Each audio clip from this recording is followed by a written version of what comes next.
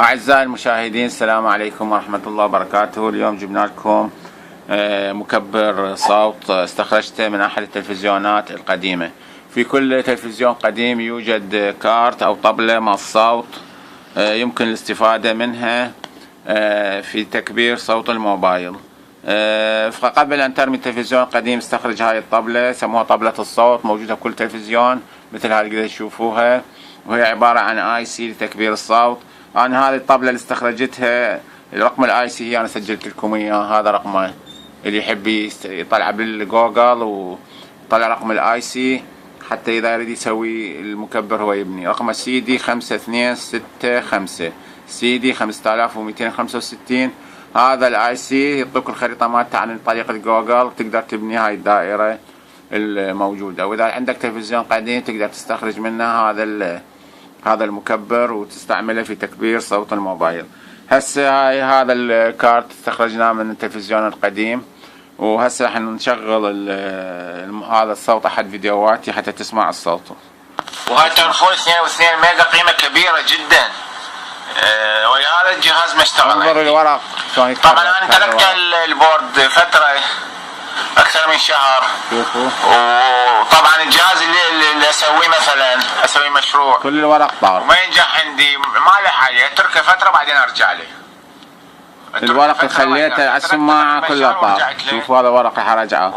وجبت مكبر. ليش؟ لان الصوت كلش قلت ابحث كلش قوي الصوت، خصوصا المقاومات. ثاني منصي. شوف راح اعلي، شوف هذا الورق هسه يطير من قوة الصوت. تعرف اي مقاومة ما تخليها بمكانها الصحيح او تخلي غير قيمة، تعرف الجهاز عندك او المشروع اللي انت تريد تسويه ما يشتغل. ولهذا انا انصحكم ان المقاومات تركز على الالوان مالتها وعلى قيمتها قبل مشيتها. اذا هذا الخطا اللي وقعت به نتيجة شوفوا اخواني صوته كلش واضح وكلش عالي، وهاي سماعة صغيرة بالنسبة إلي، لأن هذا 5 واط، أنا خالد سماعة 3 واط، احتمال تحترق إذا أعطي صوت كامل. شوفوا كيف صوته، هاي أحد فيديوهاتي هاي بالموبايل. ومنها ناقص منها زاد ومنها نكبر لك صوت الميكروفون. وإن شاء الله بالدروس الجاية ورا ما أبدل هاي المقاومة إن شاء الله يشتغل. هذا أحد المشاريع اللي وقعت فيه خطأ.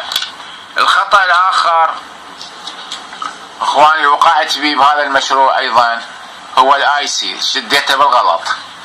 الاي سي اذا تلاحظون بحفرة، هاي الحفرة، ومن الحفرة يبدي منها رقم 1 2 3 4 5 6 7 8.